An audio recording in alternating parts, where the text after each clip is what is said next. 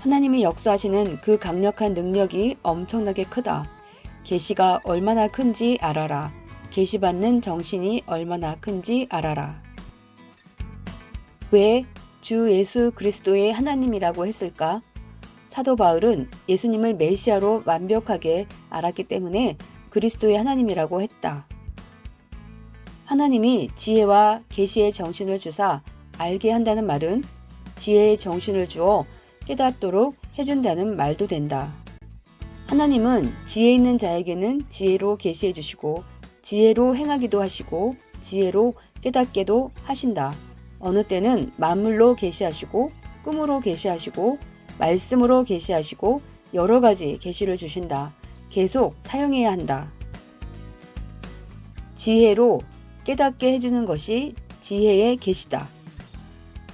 영의 존재자이신 하나님 성령님을 믿으면서도 영의 계시를 받지 못한다면 하나님의 문제가 아니라 자신의 문제다. 육계는 보이는 존재의 영계 세계이다. 그러므로 혼에게 정신에게 계시한다.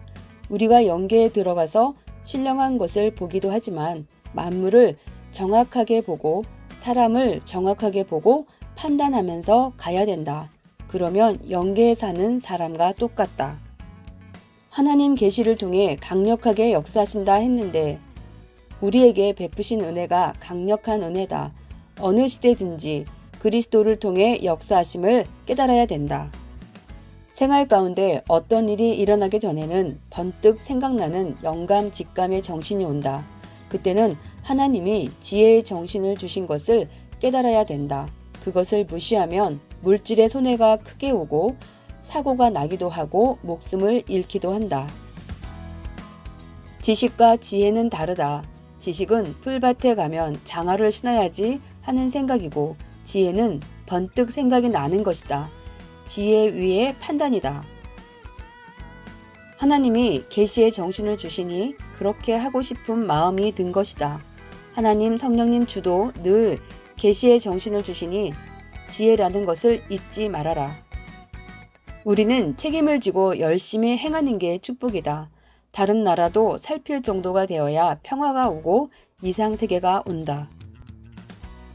하나님과 성령님은 생명이 위험할 때 계시의 정신을 주셔 즉시 행하게 하신다.